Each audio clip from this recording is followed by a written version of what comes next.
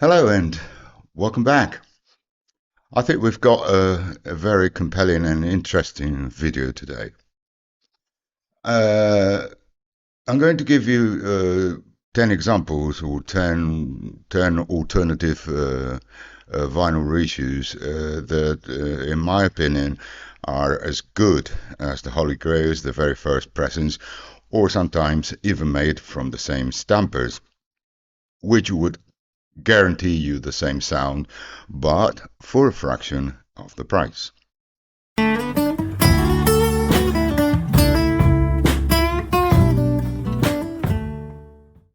Right, let's get into it. I'm going to start with two Genesis albums from the Peter Gabriel era, um, Trespass and Nursery Crime, that were highly sought after because they were the very first pressing. And as you know, uh, they were done on the famous Charisma label, Pink Scroll, right? And that's what make prices go through the roof these days. I bought my copy for about 25 or 30 some time ago. If what you want is the artifact, this copy, you're going to pay a lot of money. But believe me, if what you're concerned about is the sound, the reissue from the following year uses the same stampers, A-2U, B-2U. Of course, I can't tell one from the other.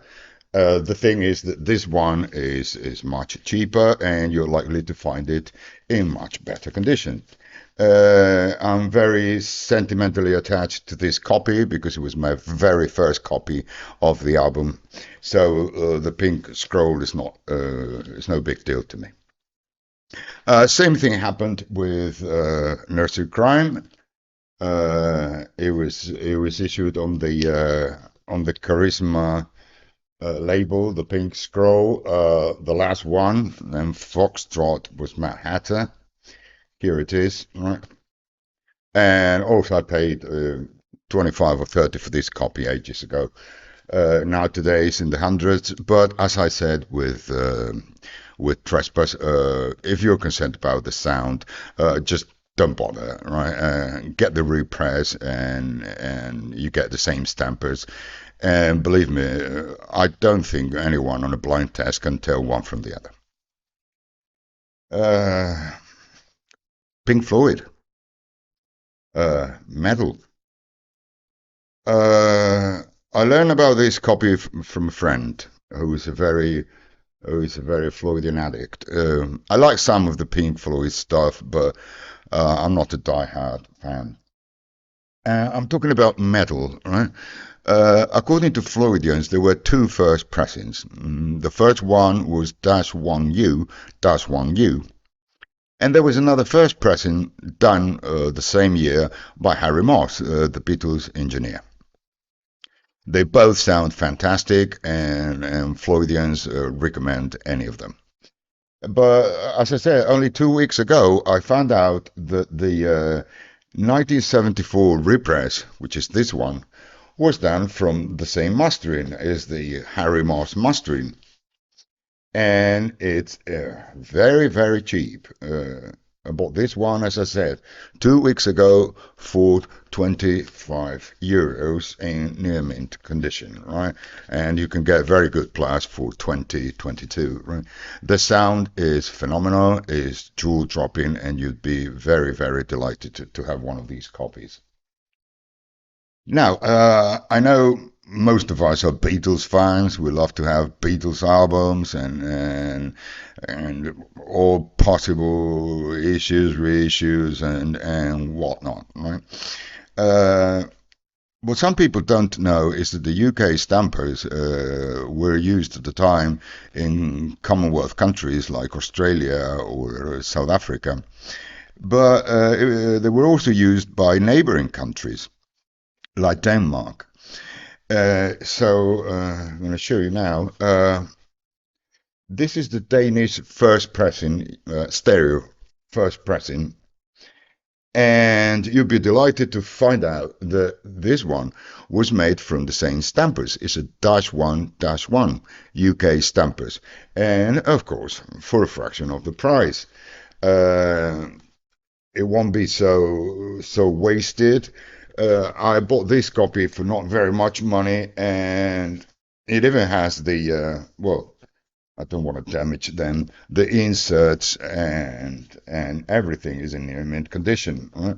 So you don't want to fork out for a UK copy, or if you want a spare copy, get this Danish reissue. Right?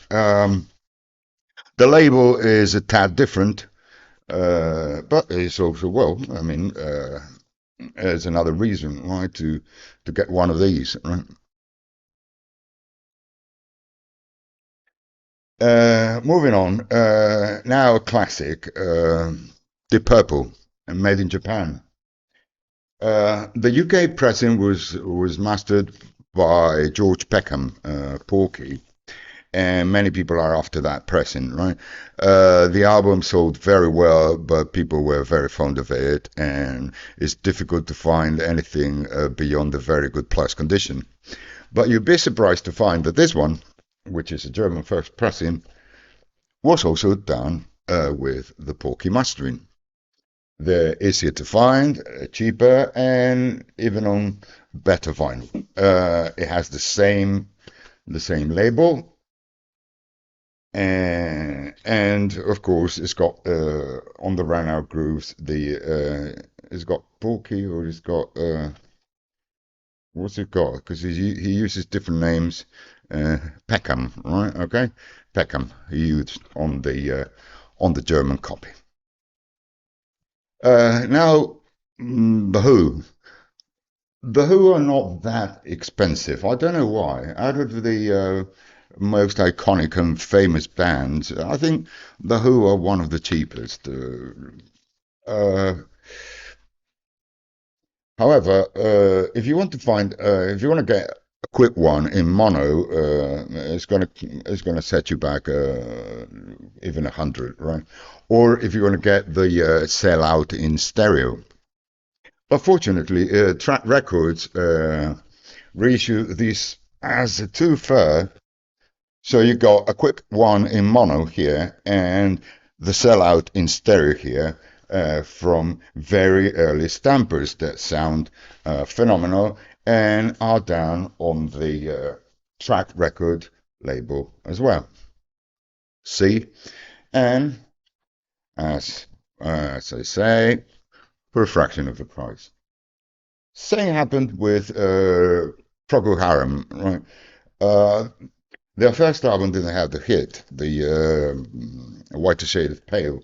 So it was issued both in mono and stereo, but the mono didn't have a Whiter Shade of Pale.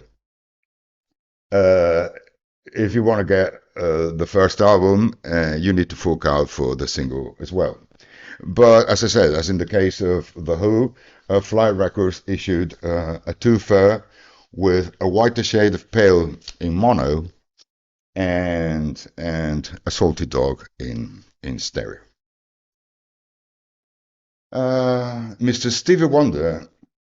Mr. Stevie Wonder is too wise a man to be fooled by record companies, right? He's been in the business for so long that he knows all the tricks, right, they can come up with. I mention this because other than Innovations, I think the rest of his 70s albums were done from copy tape, and he kept the master tapes at home under lock and key. Wise man.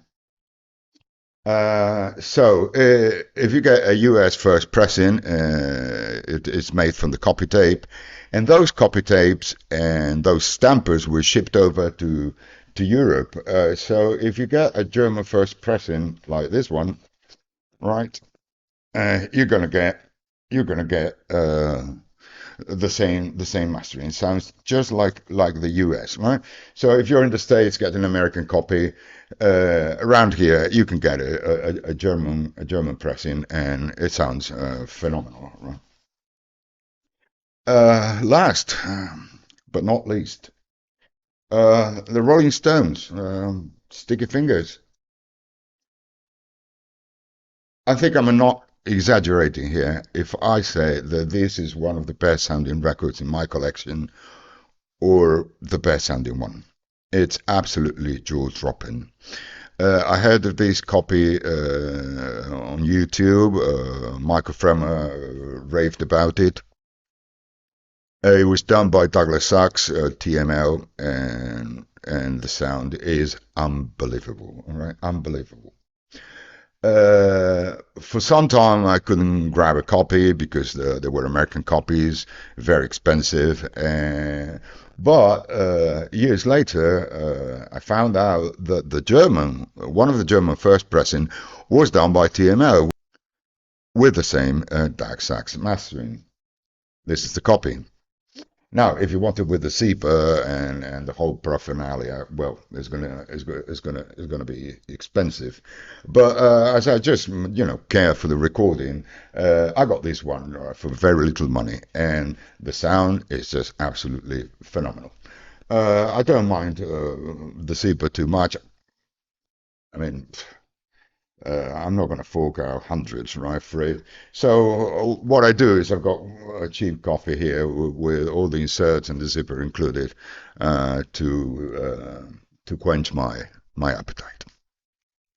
Right, and this is basically what I had to say. Please consider subscribing to my channel and becoming part of my family. Thank you very much for your time and listening, and take care.